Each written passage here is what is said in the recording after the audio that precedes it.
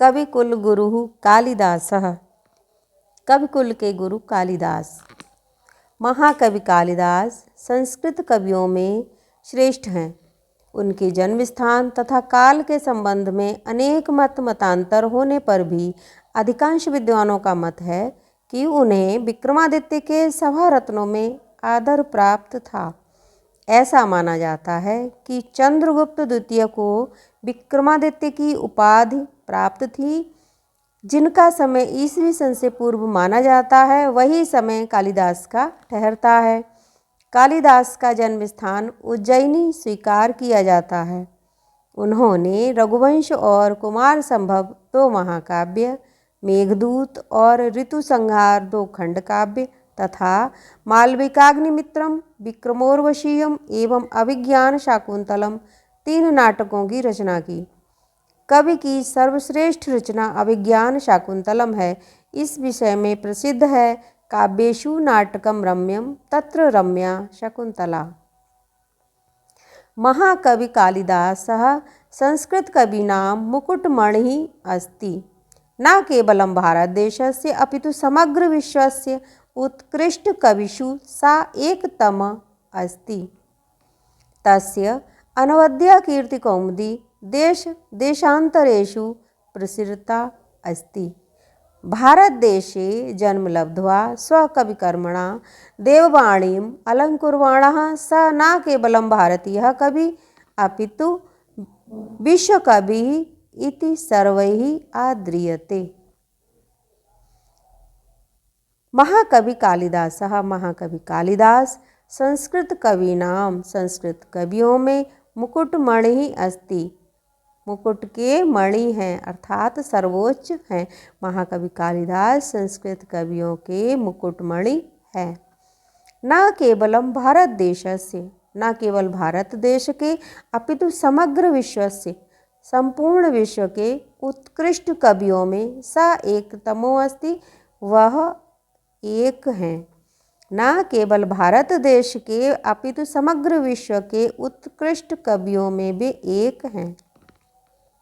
तस्य अनवद्या कीर्ति कौमुदी, तस्य उनकी अनवद्या लगातार कीर्ति कौमुदी, कीर्ति रूपी चांदनी, उनकी अनवरत कीर्ति देश देशांतरेषु देश विदेश में प्रसृता अस्ति, फैली हुई है। उनकी अनवद्य कीर्ति कौमुदी देश देशांतरों में फैली हुई है।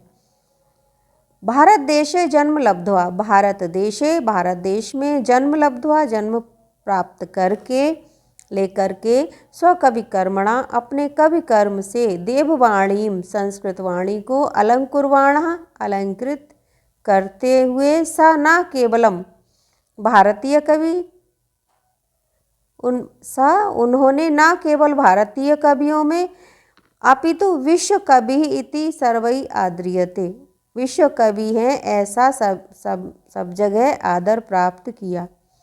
भारत देश में जन्म लेकर के उन्होंने अपने कवि कर्म से संस्कृत वाणी को अलंकृत करते हुए वे न केवल भारतीय सर्वश्रेष्ठ कवि हैं बल्कि विश्व के भी सर्वश्रेष्ठ कवि हैं और सब जगह आदर प्राप्त हैं। वाग्देवता आभरणभूतस्य प्रथित यशसः कालिदासस्य जन्म कस्मिन् प्रदेशे काले कुले च अभवत् किंच आसीत् तत् जन्म वृत्तम् इति सर्वम् अधुना अपि विवादकोटिं न अतिक्रामति। इतर कवया एव कालिदासः आत्मज्ञापने स्वकृतिषु प्रायः धृतमौन एव अस्ति। अन्ये अपि कवयः तत्नाम संकीर्तनमात्रात् एव स्वीयां वाचां धन्यां मत्वा मौनम् अवलम्बन्ते। तथापि अन्तर्बहिः साक्ष्यम् अनुसृत्य समीक्षकाः कविपरिचयं यावत् शक्यं प्रस्तुतवन्ति। वाग्देवता आभरणभूतस्य, वाणी की देवी सरस्वती के आभूषण रूप प्रथित यशशाली कालिदासस्य, कालिदास का जन्म कस्मिन् प्रदेशे किस प्रदेश में, काले किस समय में, कुले किस कुले में, या किस कुल में अवगत हुआ था। कि वाग्देवता आभरणभूतस्य सरस्वती के आभूषण रूप यशशाली कालिदास का जन्म किस प्रदेश में हुआ था, किस काल में हुआ था और किस कुल में हुआ था। किंच तज्जन्म व्रतम और किंच और क्या था, किंच आसीत और क्या था, तत्जन्म व्रतम उनके जन्म का क्या वृतांत था। इति सर्वम अधुना अपि इति सर्वम यह सब कुछ अधुना अपि आज भी विवाद कोटिम न अतिक्रामति कि इस सब के विषय में विवाद कोटिम की एक मत नहीं है। कि काली यश वाग्देवता आभरणभूतस्य वाणी की देवी सरस्वती के आभूषण रूप यशशाली कालिदास जी का जन्म किस प्रदेश में हुआ था, किस काल में हुआ था, किस कुल में हुआ था और उनके जन्म का क्या वृतांत था, ये सब कुछ आज भी इसके बारे में आज भी एक मत नहीं है, ये विवाद का ही विषय बना हुआ है। इतर कविया एवं दूसरे कवियों की भांति कालिदास ने आत्मज्ञापने अपने बारे में बताने में स्वकृतिषु अपनी रचनाओं में प्रायः धृत मौन एव अस्ति मौन ही धारण किया है। कि कालिदास ने अपनी रचनाओं में अपने बारे में कुछ नहीं लिखा है, तो दूसरे जैसे कि उस समय के दूसरे कवि करते थे वैसे ही अपने बारे में अपनी रचनाओं में नहीं लिखते थे, वैसे ही कालिदास ने भी अपने बारे में अपनी रचनाओं में कुछ नहीं लिखा है। अन्य अपि कविया और दूसरे कवियों ने भी तन्नाम संकीर्तन मात्रादेव उनका सिर्फ नाम भर ही लिया है और कुछ नहीं बताया है। स्वीयाम वाचाम धन्यम मत्वा स्वीयाम अपनी वाचम वाणी को धन्यम मत्वा धन्य मान करके मौनम अवलंबनते मौन ही रह गए। और दूसरे कवि भी केवल उनका नाम लेकर ही अपनी वाणी को धन्य मान लिया और चुपचाप रह गए। तथा अपि फिर भी अंतः बहि साक्ष्यम अनुसृत्य अंदर और बाहर के साक्ष्य प्रमाणों को अनुसरण करके समीक्षकों ने कवि का परिचय यावश्यक्यम अपनी क्षमता के अनुसार प्रस्तुत किया है। कि फिर भी अंदर और बाहर के साक्ष्यों का अनुसरण करके समीक्षकों ने कवि का परिचय अपनी योग्यता के अनुसार प्रस्तुत किया है, जितना संभव हो सकता था उतना प्रस्तुत किया है। एका जनश्रुति अति प्रसिद्धः अस्ति यया कवि कालिदासः विक्रमादित्यस्य सभारत्नेषु मुख्यतमः इति ख्यापितः। एक जनश्रुति लोकोक्ति अति प्रसिद्ध अस्ति बहुत ही प्रसिद्ध है। यया जो कि है कवि कालिदास विक्रमादित्य के सभारत्नेषु सभारत्नों में मुख्यतमा प्रमुख थे इति ख्यापिता ऐसा बताया जाता है। ख्यापिता प्रसिद्ध है, ऐसा प्रसिद्ध है कि एक जनश्रुति अति प्रसिद्ध है कि ये कवि कालिदास विक्रमादित्य के सभारत्नों में मुख्य थे। परंतु अत्र अपरा विडंबना समुत्पद्यते परंतु अत्र यहाँ अपरा दूसरी विडंबना समुत्पद्यते उठ खड़ी होती है कि यहाँ पर दूसरी विडंबना ये है कि विक्रमादित्यस्यापि स्थिति कालः सुतरां स्पष्टो न अस्ति। विक्रमादित्य का भी स्थिति काल सुतरां अच्छी तरह से स्पष्ट न अस्ति नहीं है। कि उन विक्रमादित्य का भी स्थिति काल ठीक तरह से स्पष्ट नहीं है। केचन मन्यन्ते कुछ लोग मानते हैं यत कि विक्रमादित्य उपाधिधारिणों विक्रमादित्य की उपाधि धारण करने वाले द्वितीय चंद्रगुप्त के समकालिक आसीत कवि असो समकालिक आसीत थे कवि असो ये कवि कि असो कवि ये कवि कालिदास कुछ लोग मानते हैं कि ये कवि कालिदास विक्रमादित्य उपाधिधारी द्वितीय चंद्रगुप्त द्वितीय के समकालिक थे। कालिदासस्य मालविकाग्निमित्रनाटकस्य नायकः अग्निमित्रः शुंगवंशीय आसीत्। कालिदास के मालविकाग्निमित्र नाटक का नायक अग्निमित्र शुंगवंशीय था। स एव वह ही विक्रमादित्य उपाधिं धृतवान् यस्य सभारत्नेषु एकः कालिदास आसीत्, कि उसी ने विक्रमादित्य की उपाधि धारण की, यस्य जिनके सभारत्नों में एक कालिदास आसीत थे, कि उन्होंने ही जो कालिदास के नाटक मालविकाग्निमित्र के नायक अग्निमित्र हैं वे शुंगवंशीय थे और उन्होंने ही विक्रमादित्य की उपाधि धारण की थी। उन्हीं के सभारत्नों में वे एक थे। तस्य राज्ञः स्थितिकालः ख्रीष्टाब्दात् प्राक् आसीत्। तस्य राज्ञ उन राजा का स्थितिकाल ईस्वी सन से प्राक पहले आसीत था। उन राजा का स्थितिकाल ईस्वी सन से पहले था। स एव वही स्थितिकाल कभी अपि सिद्ध्यति, इन कभी का भी सिद्ध होता है। वही स्थितिकाल कभी का भी सिद्ध होता है। कवि कालिदासस्य जन्म स्थान विषये अपि न एकमत्यम् अस्ति। कवि कालिदास के जन्म स्थान के विषय में भी एक मत नहीं है।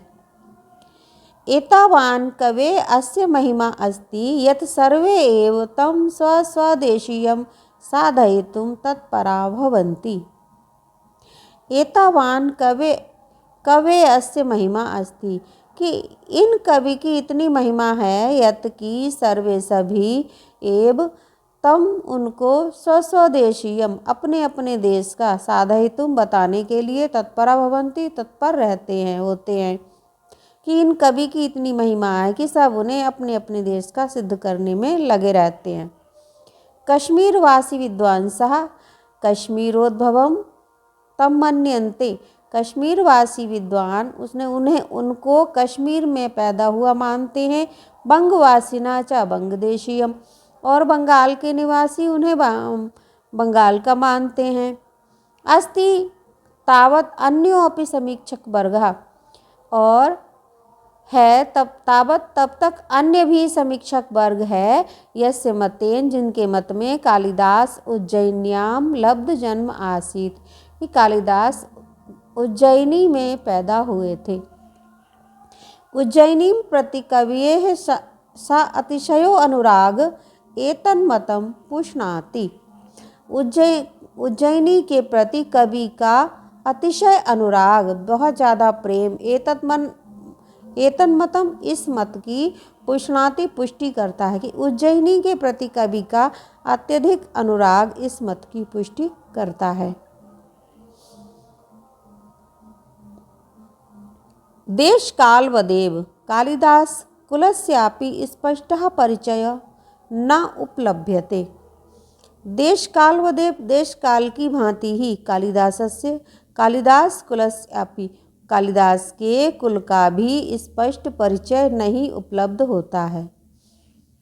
तस्य कृतिषु, उनकी रचनाओं में वर्ण आश्रम धर्म व्यवस्थाया, वर्ण आश्रम धर्म की व्यवस्था यथा तथ्येन, तथ्यों के साथ प्रतिपादन करने के कारण एतत् अनुमीयते, यह अनुमान किया जाता है, यत् की तस्य जन्म, उनका जन्म विप्र कुले अवत, ब्राह्मण कुल में हुआ था। कि देश काल की भांति ही कालिदास के कुल का भी कोई स्पष्ट परिचय उपलब्ध नहीं होता है। उनकी रचनाओं में वर्ण आश्रम धर्म की व्यवस्था का तथ्यों प्रमाणों के आधार पर प्रतिपादन जो किया गया है, इससे ये अनुमान लगाया जाता है कि उनका जन्म ब्राह्मण कुल में हुआ था। भावनया सा शिव अनुरक्ता आसीत, भावना से वे शिव के भक्त थे, शिव से प्रेम करने वाले थे। तथापि फिर भी तस्य धर्म भावनायाम, उनकी धर्म भावना में मनागपि संकीर्णता नासीत, कि कोई उनकी धर्म की भावना में कोई मन की संकीर्णता नहीं थी। शिव भक्तों अपि, शिव के भक्त होने पर भी उन्होंने रघुवंश में स रामं प्रति स्वभक्तिभावम् उदार मनसा प्रकटयति। कि शिव भक्त होने पर भी रघुवंश ने उन्होंने अपनी राम के प्रति अपनी भक्ति को उदार मन से प्रकट किया है। कालिदासस्य जीवन वृत्तम सर्वथा अज्ञान अंधकारम आच्छन्नम अस्ति।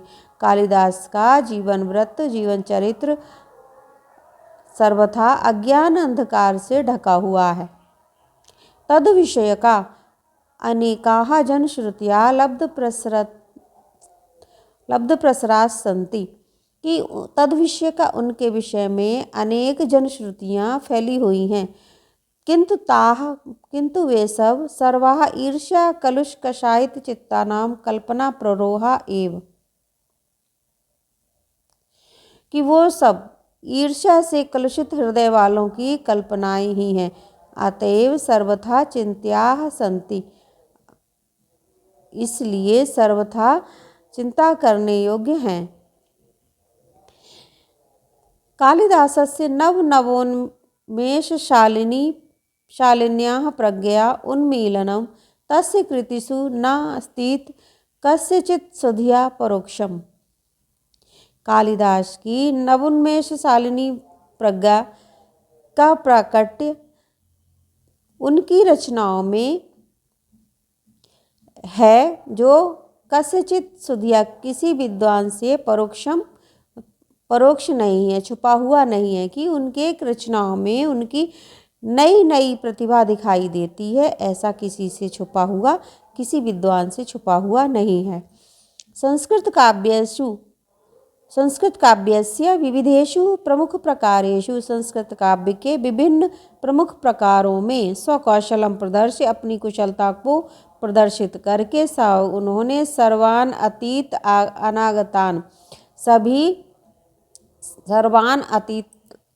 अतीतान सभी पुराने आगतान और आने वाले कवीन अतिशिष्य। कि उन्होंने अपनी संस्कृत काव्य में विभिन्न प्रकार के से अपना कौशल प्रदर्शित किया है। वो सब पुराने और नए कवियों से भी उच्च है, उनको भी उनके पार भी जाता है। कि उनका जैसा प्रदर्शन ना तो पहले कोई कर पाया, ना ही कोई आगे वाले कर पाएगा, इतना ज़्यादा उच्च है।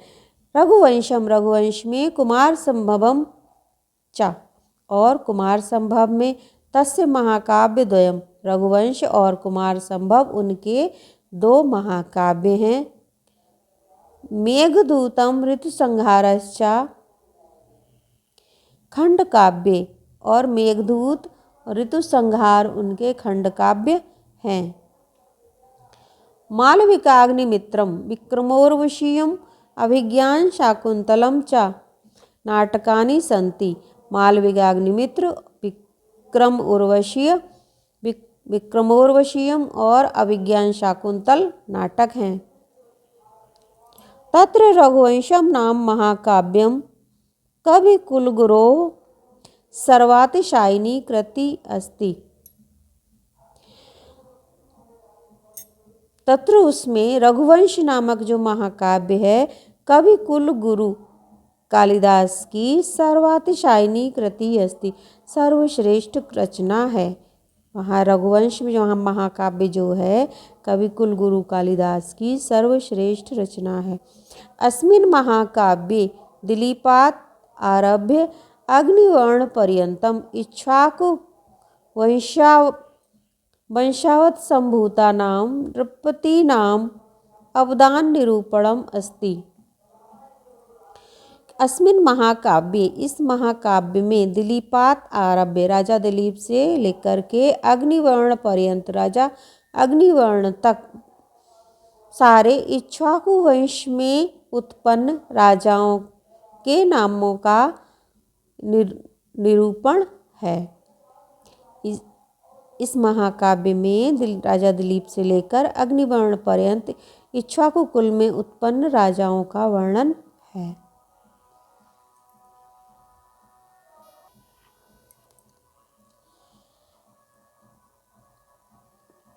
एकोनविंश सर्गात्मकम् इदं महाकाव्यं रमणीयार्थ प्रतिपादकं सत् सचेतसां हृदयं सततम आह्लादयति।